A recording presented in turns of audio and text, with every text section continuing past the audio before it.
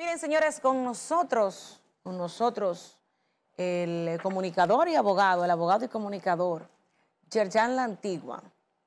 Hablamos hoy de un tema muy interesante y que el desconocimiento de la mayoría de la población nos lleva a mantenernos en silencio ante este tipo de situaciones. Como parte del preámbulo, ustedes saben, para entrar con Yerjan La Antigua, la Constitución en cada país viene siendo, como su nombre lo indica, constitución, lo que va a constituir lo que es permitido, lo que no, lo que se permite y lo que no, para una libre convivencia entre sus ciudadanos. En los últimos tiempos, en la República Dominicana, vemos como la Constitución, la Carta Magna, y yo le quitaría ese nombre, ha sido tocada, violentada en numerosas ocasiones, como yo digo. Para muchos, lo que es correcto, ajustado a una realidad que tienen, y para otros lo que es incorrecto, porque a lo mejor se encuentran del otro lado de la cancha en ese momento en que se hacen los ajustes. Entonces, vamos a hablar un poquito de un fallo reciente que emitió el Tribunal Constitucional, la autoría de Yerjan La Antigua, pero también vamos a tocar en primera instancia, como dirían los abogados, en primera instancia vamos a tocar esos aspectos neurálgicos que todavía rondan la Constitución de la República Dominicana. Bienvenido, Yerjan La Antigua, a Meridiano Interactivo. Gracias, Giovanni, por recibirme. Para mí es un placer que me hayas invitado a compartir contigo en este tan visto programa y con tu público, que sabemos que son miles los que están conectados. Miles y miles, number one. Así es. A la mediodía. No, a la 1 de la tarde, señores, no. Hoy es lunes, hay que empezar tranquilo, lunes no laborable y ustedes todos están ahí. Yerjan, voy a iniciar con esta pregunta. ¿Cómo calificas las constantes reformas a la Constitución Dominicana? Bueno, mira, lo primero es que hay que tener claro que el derecho, ¿verdad?, es algunos dicen que es ciencia, otros dicen que es disciplina, lo que sea, es social. Y por ser social constantemente está en cambio. Lo que ayer pensábamos, hoy posiblemente ya sea diferente y por tanto es correcto que se esté modificando constantemente, adecuándose a los nuevos tiempos, a procura de estar en mejor posición la sociedad, siempre y cuando vaya en beneficio de la sociedad. Entiendo que sí, que las modificaciones son, siempre y cuando vayan en beneficio de la sociedad, son correctas. La última reforma, el proyecto primario presentado, ¿cómo lo calificas en sentido general? Que sí, que no, que necesita todavía una interpretación idónea, cuáles ajustes no debieron estar, cuáles sí debieron estar. Bueno, mira, para ser honesto, es muy vaga la modificación porque prácticamente deja todo como está, salvo algunos elementos, pero tú no puedes modificar algo hoy, crear una cláusula pétrea para el futuro, porque la sociedad de mañana posiblemente esa cláusula pétrea le perjudique o no la quiera y por tanto se ve la necesidad de cambiarlo. Por eso que las cláusulas pétreas realmente para mí no tienen una razón de ser, porque la sociedad de mañana tiene toda la autoridad para decir, mira, esto que se puso pétreo, es decir, que es inmodificable, hoy lo vamos a modificar porque ya nosotros no somos la sociedad de antes. Ejemplo, el artículo 210, al momento de la creación de la promulgación de la Constitución de 1844, le daba al presidente de la República, en ese momento Pedro Santana, poderes plenipotenciarios, podía hacer lo que sea con ese artículo. Ese artículo en ese momento era bueno para ese sector. Hoy un artículo de esa naturaleza no puede existir. Fíjate tú el símil que estoy haciendo. Escrito,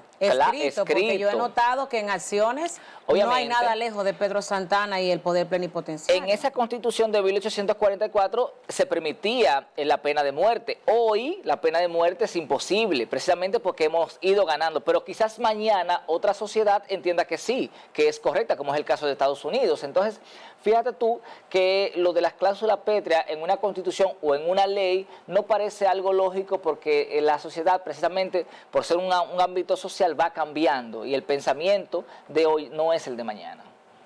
Hay un aspecto y que tiene que ver también con la Constitución, y ya no es fácil, quedó ahí. No, lo que pasa es que cuando tú buscas, por ejemplo, ¿cuál es el cambio ¿qué te da? Bueno, tú dices, bueno, va a ser cambios. es que no, es que es muy poco, porque cuando tú dices el tema de la cláusula pétrea para que no se pueda modificar la Constitución en base a la elección, por ejemplo, que un presidente de 8 años y nunca más, eso ya estaba.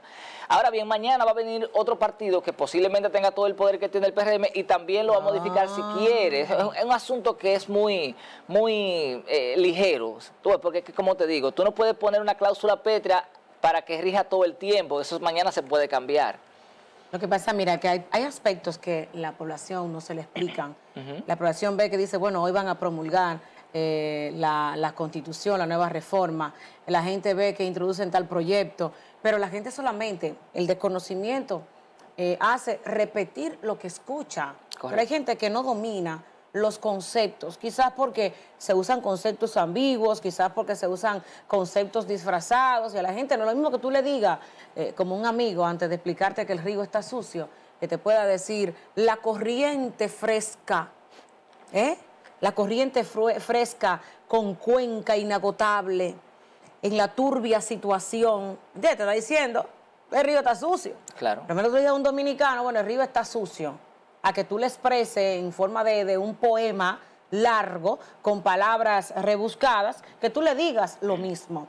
Ahora, y voy a preguntar en esta parte, para entrar ya de lleno con el tema en cuestión.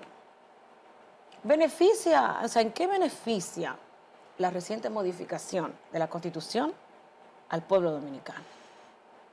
Esa pregunta debería hacerse el pueblo, porque en mi caso, como jurista, te puedo decir que prácticamente todo se queda igual, en el sentido de que tú dices, bueno, el Procurador General de la República, que antes lo designaba el presidente de la República a través de un decreto, ahora va a ser designado por el Consejo Nacional de la Magistratura, pero a solicitud del presidente. Al fin y al cabo, siempre será el que envíe el presidente, porque la Constitución no permite que nadie más pueda proponer a un candidato a Procurador General de la República. Entonces, ¿qué pasa?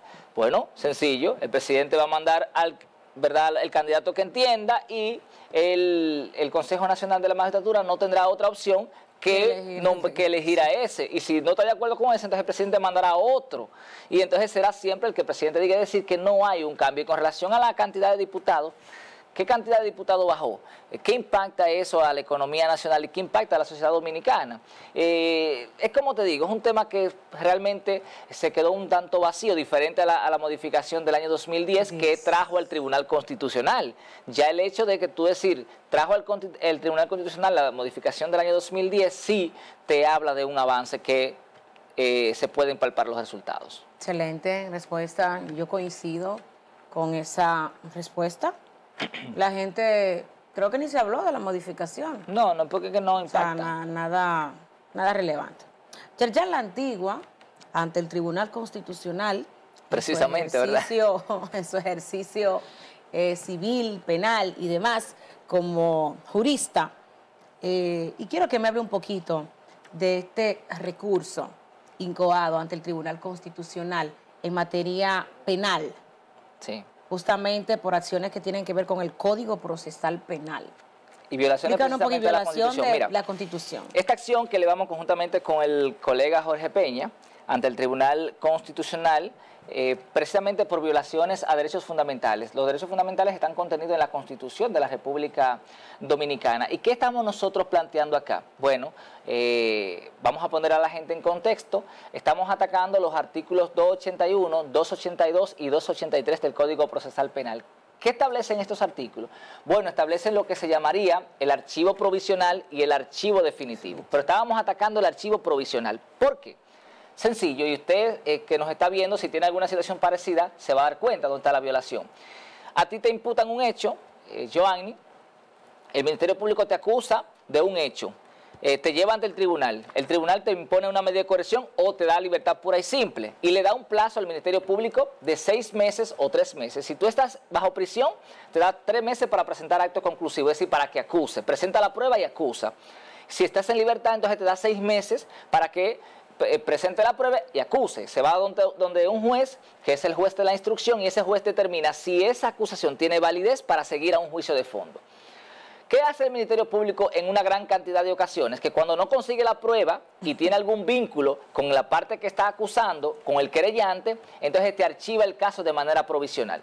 Y tú dices, ajá, pero tú me estás acusando de un hecho, yo quiero que tú me lo pruebes en un tribunal, vamos a enfrentarnos en el tribunal.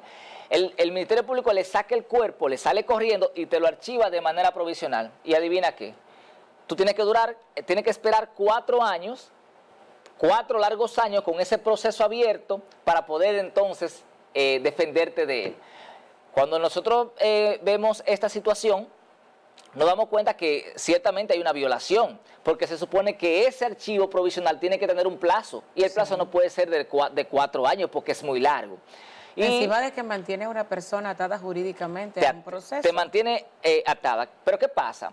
El legislador no previó esta parte y tampoco te permite defenderte. Ejemplo, ¿qué sucede acá? El archivo provisional lo solicita el Ministerio Público, pero el imputado no se enteraba. Al imputado ya le notificaban la decisión tomada como si fuera un acuerdo homologado. Entonces, entendemos nosotros que al imputado también había que informarle de que se iba a tomar esa decisión para que se pudiera defender. Ciertamente el Tribunal Constitucional admite que hay una falla. Dice sí, al imputado hay que informarle de la situación, pero no para que se defienda, porque ellos entienden que el archivo provisional le beneficia al imputado. Y yo le pregunto a los miembros del Tribunal Constitucional, y si usted es inocente de un hecho, ¿cómo te va a beneficiar algo que te mantiene atado a un caso penal? Vemos aquí que en la parte, dice aquí, en relación a la decisión, sí, acoger en parte la presente acción directa de inconstitucionalidad en cuanto al artículo 283 de la ley número 72-02 que establece el Código Procesal Penal. Por ahí sale el examen del juez en el archivo. Correcto. En virtud de las causales previstas en el 281, dice aquí, del 19 de junio del 2002. Y dice aquí, y en consecuencia declarar que en virtud de lo expuesto con los motivos de la presente decisión y para que sean conforme a la Constitución como resultado de la sentencia interpretativa reductora del artículo 283, rezará de la siguiente manera. O sea, hay una parte te como explico, que... Una sentencia interpretativa reductora es que interpreta de manera diferente un artículo que ya está establecido en la norma y le quita parte. En este caso lo que hizo fue que hizo una reducción del contenido quitándole una parte que decía menos archivar o excepto el de archivar. Le quitó esa parte para que ya no establezca de esta manera y entonces el Ministerio Público pudiera presentar un archivo ya de manera definitiva. ¿Pero qué resulta? El tema acá está en que el Tribunal Constitucional admite la falta y eso ustedes lo pueden buscar en la sentencia, ¿verdad? Es la sentencia número 0592-24, donde está el cuerpo de la decisión del Tribunal Constitucional. Es reciente. El Tribunal ordena que de ahora en adelante se le informe al imputado qué está pasando con su caso, pero yo te pregunto, el objetivo de la información en materia jurídica es que tú te puedas defender de una acción, no es que tú lo sepas y punto. Se supone que el objetivo de una notificación es poner a la otra parte en calidad de poder defenderse de lo que se le está acusando. Así sucede en materia civil y en materia penal. Entonces, dice el Tribunal Constitucional, sí, hay que informarle al imputado antes de tomar la decisión.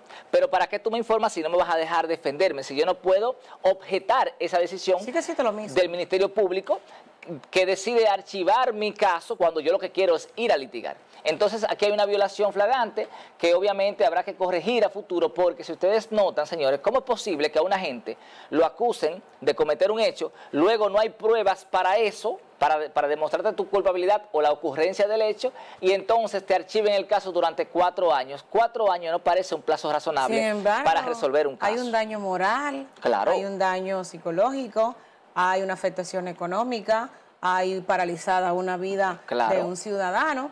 Y imagínate pues que luego de que transcurra, un caso hipotético que transcurra el tiempo del archivo y que vuelvan entonces a que sea un archivo de provisional a definitivo. O sea, ¿dónde queda la persona que enfrentó un proceso? Bueno, que en realidad no fue ningún proceso, porque si hubo un archivo antes de enviar a juicio de fondo y demás. Entonces, ¿cómo tú vislumbras una proyección a futuro de qué debe ocurrir. Debe haber cambios en lo que tiene que ver con las condiciones para poder decretar un archivo provisional o definitivo. ¿Qué entiende debe cambiar en esa parte? Partiendo de este dispositivo del Tribunal Constitucional, que yo me imagino que cuando viene a ver en otro caso similar, dicen que no, que lo rechazan. Mira, No, miren, yo siempre estoy criticando desde la formación del Tribunal Constitucional es la poca coherencia que existe en la jurisprudencia y en lo que tiene en su poder el Tribunal Constitucional, aparte de que es un tribunal que trabaja lentamente, paulatinamente,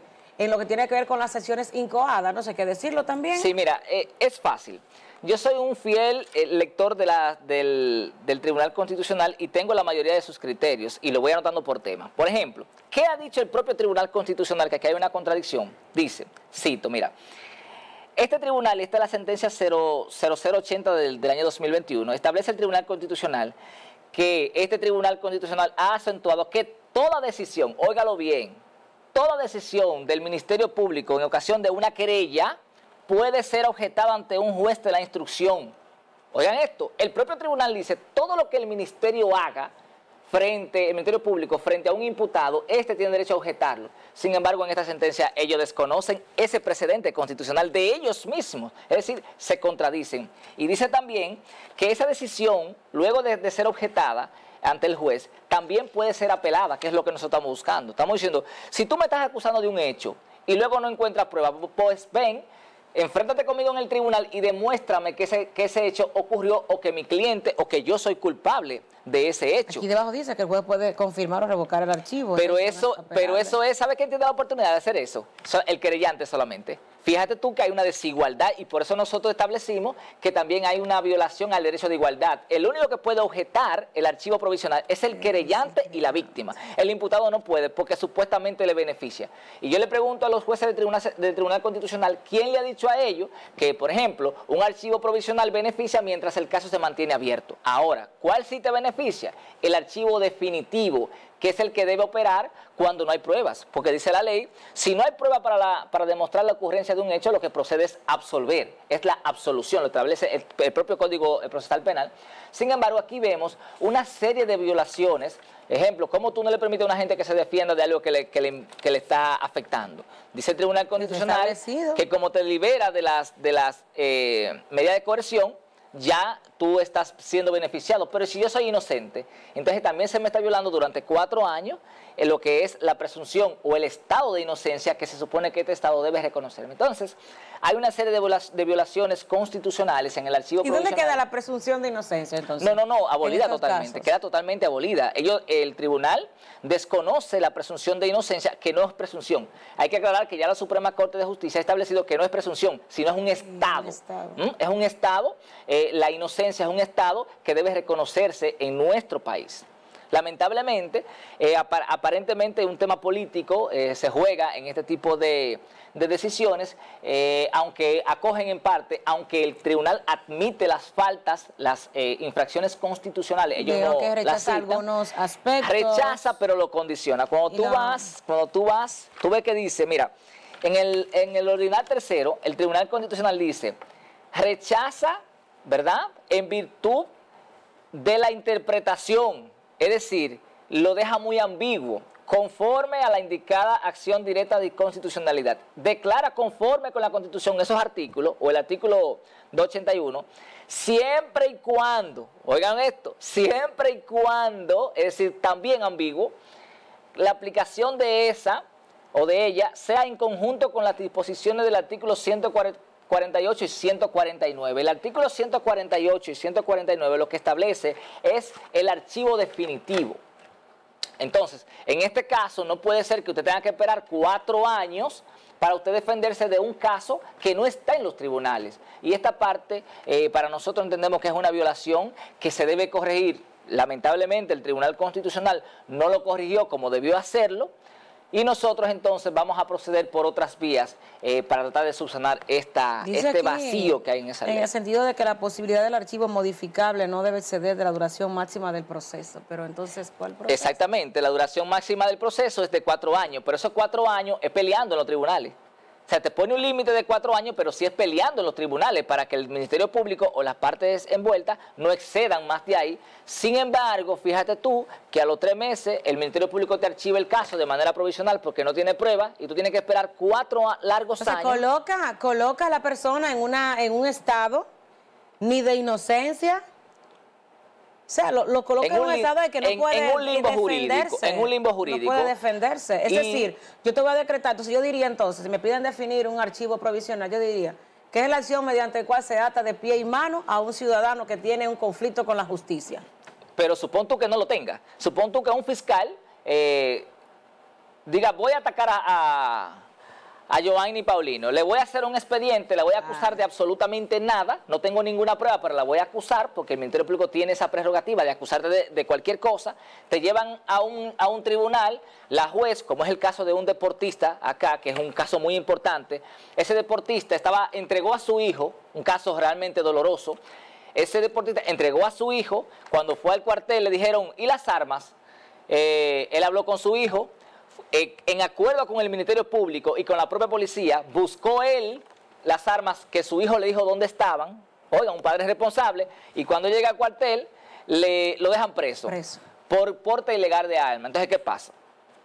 ¿Qué pasó con él? Cuando lo llevan ante el juez dice, señores, pero por Dios, ¿cómo ustedes van a acusar a ese señor si lo que estaba es colaborando? Y el juez emite libertad pura y simple, adivina. El caso está archivado de manera provisional y él no puede hacer nada hasta que pasen los 4 años. Es un abuso y es un vacío legal que creo que como sociedad tenemos que corregir a propósito de que estamos celebrando los 180 años. Una violación. Claro. O sea, es como que yo te pida, colabórame, y que después entonces, después que tú me colabores, yo como un acto de ingratitud, te ponga una trampa y digo, no, era una mentira, tú esto, tú lo otro. Exacto. Pero eso ocurre cuando... Y tú no te pudiste defender, en el camino no te puedes defender porque es un arma que utiliza en gran medida el Ministerio Público para deshacerse de los casos donde sabe que va a perder.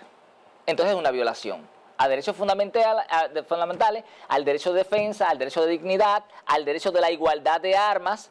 Caramba, y parece demasiado, y así hay miles y miles de dominicanos que están envueltos, atados a este limbo jurídico, lamentablemente sin una defensa que se le pueda hacer. Yo creo que la parte de rechazar y declarar es como para cuidarse de otros casos que puedan llegar, para sembrar como una jurisprudencia y luego decir, no, pero espérate, aquí rechacé, aquí, o sea, creo que esa variación no le encuentro la interpretación a algunas partes, o sea, rechazo aquí y aquí acojo.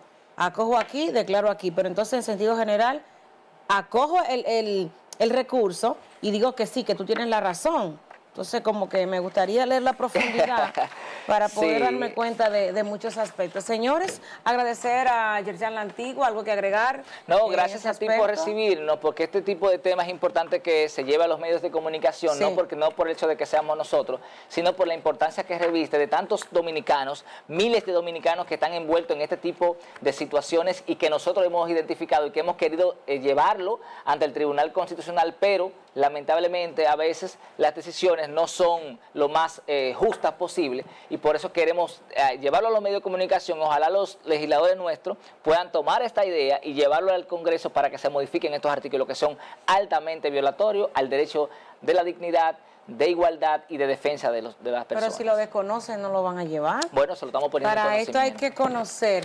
Decía un maestro, antes de irnos a la pausa, que alguien criticaba el tema de los recursos, como que eran dilatorios, que buscaban limitar los procesos, y el maestro dijo ese día, las pequeñas causas ganadas en cuanto a recursos que demuestran que algo no fue aplicado de la manera correcta, son los pequeños granitos de arena que te beneficiarán en el futuro cuando se te presente la misma situación. Así es.